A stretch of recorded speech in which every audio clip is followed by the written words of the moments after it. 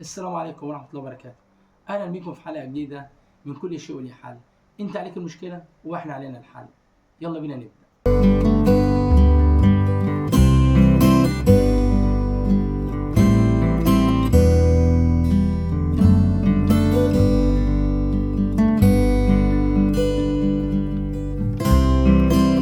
أول مشكلة معانا من بنوتة حماتي جت قاعدة عندنا يومين وأنا عامل الأكل على القد، فقلت لجوزي جيب من بره مرضاش، فقلت لحماتي مفيش أكل في البيت والرك على ابنك. عامة أنت مش صح، أنت غلط. تمام. يعني الطريقه بتاعتي غلط. هو انا معاك ان جوزك مطالب ان هو اللي يصرف والكلام ده، مفيش اي جدال. بس انت كان ممكن الموضوع تعالجيه باكتر من طريقه، يعني ممكن اديلك طريقه بسيطه. اكيد طبعا انت على كده كنت عامله الاكل، يعني انت كنت عامله فعليا الاكل، بس عامله الاكل على قدك انت، لو في اولاد واولادك وجوزك. طب انا كنت ممكن اقدم الاكل، تمام، وحماتي تاكل، والاكل لو خلص خلاص جوزي ما يتكلم يقول والله انا حطيت الاكل، انا ما كنتش عامل حساب مامتك، فمامتك جت فانا حطيت الاكل، فهي اكلت نصيبك او اكلت النايب بتاعك اللي هو ايه في الاكل. دي كانت حل بسيط جدا. بس انا ما ينفعش اتسرع واقول حاجه زي كده، ان في رجاله ما بتتقبلش كده. يعني احنا كرجاله تبقى صعبة علينا ان احنا نبين ان احنا مقصرين في حاجة. يعني ده طبيعي في طبع الراجل. فانت ما كانش يعني تروحي تقولي كده يعني على طول لام، ان الام على فكرة عامة هتزعل على ابنها. فانت كده عملت مشكلة بدون اي داعي. ومعلش يعني لو عشان تكوني منصفة، لو انا قلبت معاك الآية وقلت بص، يعني قلت رسالتك ايه؟ مامتي جت عندنا من يومين البيت وانا عامله الاكل على القد، فقلت لجوزي جيب اكل من بره لمامتي، ما رضاش، فقلت لمامتي مفيش اكل في البيت وراك على انت كنت تعملي كده؟ اكيد لا. كنت تاكليها حتى لو انت ما اكلتهاش من نصيب جوزك، كنت تاكليها من نصيبك انت. وهتقولي مش مشكله، مش مهم انا، بس المهم ان انا امي استرها في بيتي.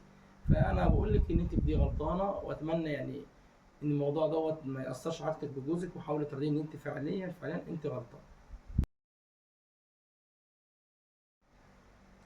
تاني مشكلة معانا من عدوى بتقول أنا بشتغل مقتدرة أصرف على أهلي، إنهم على المعاش وكبار، بحط في البيت نص مرتبي على المعاش. تمام، يعني معاش أهلي بحط نص مرتبي.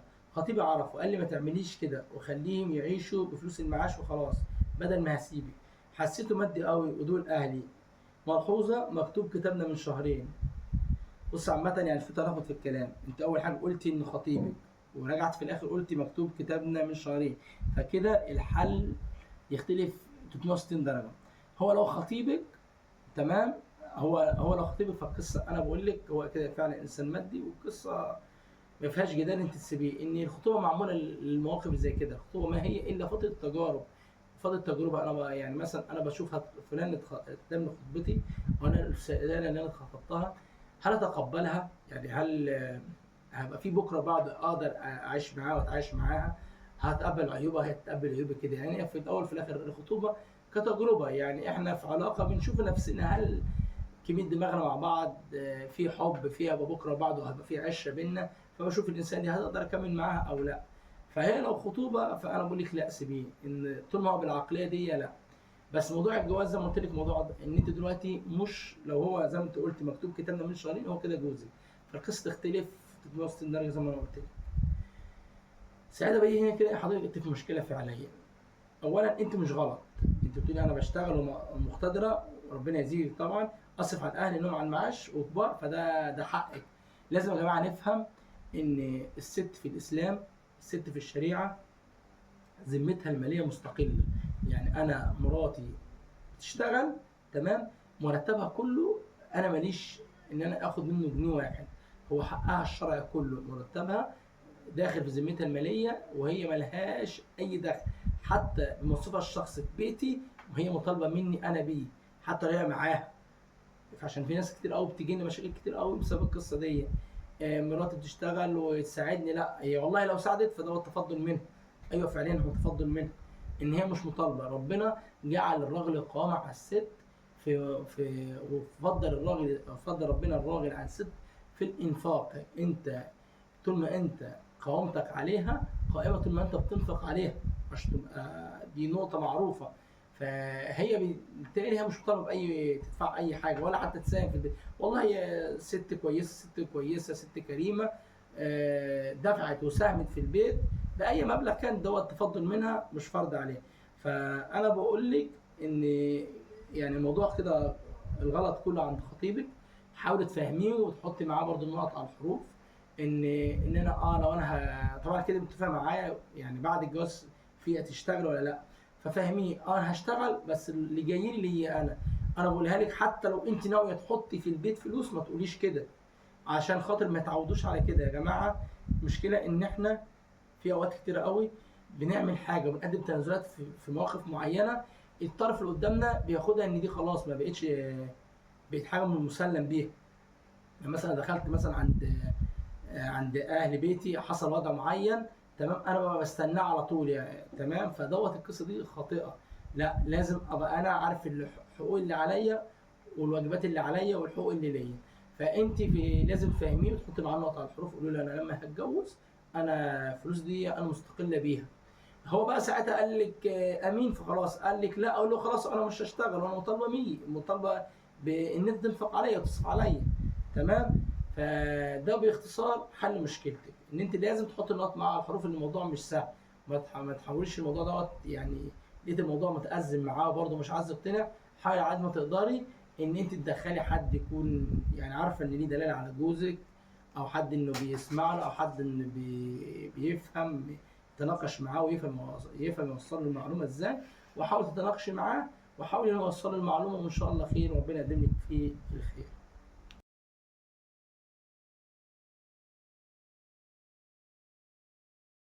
دي كانت مشكله معانا، بتقول اقبل يا ادمن، عايز اعرف انا صح ولا غلط. جوزي متوفي، عندي 3 من الابناء، كنت شغاله وبزود دخلي، بس قعدت من شغلي عشان امي طرحت الفراش، ومعايا اخين بس مش بيسالوا في امي خالص، ولا بييجوا يشوفوها، ولا هي في دماغهم، وكتير اقول لهم اسالوا عليها وخدوا رضاها بس هم مش سائلين. المهم امي بتاخد معاش وانا كمان باخد معاش، بس امي عامله لي توكيل لان هي مش بتقدر تروح، لان هي قاعده مش بتقوم من على السرير خالص، تملي نايمه، حتى الحمام انا بغير لها البامبرز. بقى لها 7 سنين على الوضع ده، ربنا يعافيها يا رب ويشفيها ويعفي عنها. امي معاشها كويس ويكفي ويفيد. هل انا لو اخدت من معاشها زياده لمصاريف البيت لاولادي كده بيكون حرام عليا، ولا من حق اخواتي انه ياخدوا معايا من معاشها اللي يفيد؟ هل ده من حقي ولا يتقسم علينا واخواتي ياخدوا منه؟ بص يا ستي، اولا ربنا يجزيكي خير على التعامل مع امك، وطبعا ما فيش بعد الام حد. بس انا عايز افهمك نقطه قبل ما اتكلم في المشكله بتاعتك. يعني حاول تفصلي موضوع ان اخواتي ما بيسالوش في امي، يعني انت ما عليكيش غير النصيحه. يعني مثلا تنصحيهم يا جماعه اسالوا على مامتكم كده، بس نصيحه بس على قد ما تقدري حاولي تكوني مرسال خير ما بينهم وبين امك. يعني تحنني قلب او الاولاد او اخواتك على والدتك وكده. بس برضه انا ما بقولش انت بتعملي كده، بس برضه على قد ما تقدري حاولي ما توصليش السيئه لامك، او العكس. يعني مثلا انت قلت لواحد فيهم مامتك تعبانه فتعالى، فهو ما جاش، فما يجوزكيش شرع تيجي تقول لامك ده انا قلت له وهو ما قاليش. لا، معلش، يعني انت هنا لو كدبتي فده كذب مباح. على قد ما تقدري حاولي ما توسعيش الفجوه بينهم.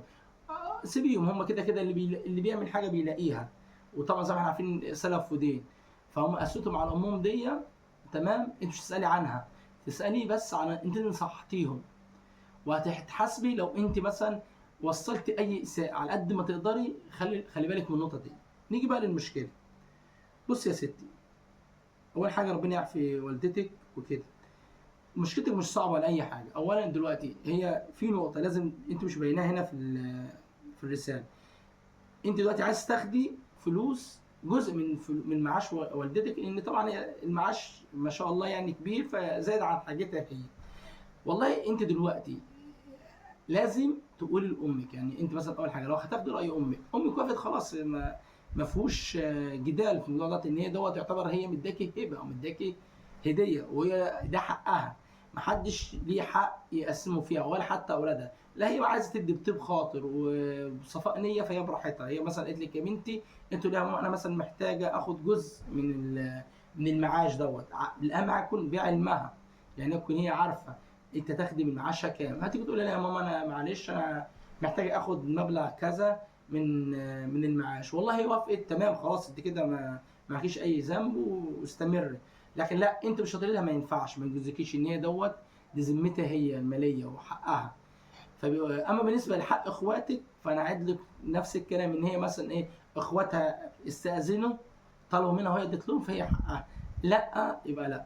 هي دي في الاول وفي الاخر دي حاجه اختياريه لوالدتك، والدتك هي اللي تختار تدي ليكي ما تديش لاخواتك او العكس ايا كان. فهي القصه الاهم والاساسيه ان والدتك تكون عارفه بالفلوس اللي تاخديها. لا والدتك مش عارفه بدي قصه ثانيه وكده ما يجوزكيش شرعا، ما ينفعش تاخدي الفلوس دي تديها لاولادك. تمام. اتمنى ان اكون قدرت اساعدك. وفي نهايه الحلقه احب ان اشكر حضراتكم. ما تنسوش ان انتوا لو في حد بيواجه اي مشكله يتواصل معنا على مجموعه البرنامج وصفحه البرنامج على الفيس. كل شيء وليه حل. انت عليك المشكله واحنا ان شاء الله علينا الحل. وفي النهايه اتمنى ان احنا ما ننساش اخواننا في غزه وفلسطين بالدعاء، وده اقل واضعف حاجه ممكن نقدمها لهم. واللي مقاطع لازم يكمل مقاطعته ويحولها من مقاطعه الاستغناء، واللي ما قاطعش يقاطع يا جماعه. الموضوع مش سهل، ربنا ينصرهم يا رب. الى اللقاء في حلقه جديده في مشاكل جديده في برنامج كل شيء وليه حل. دمتم في ود، والسلام عليكم ورحمه الله وبركاته.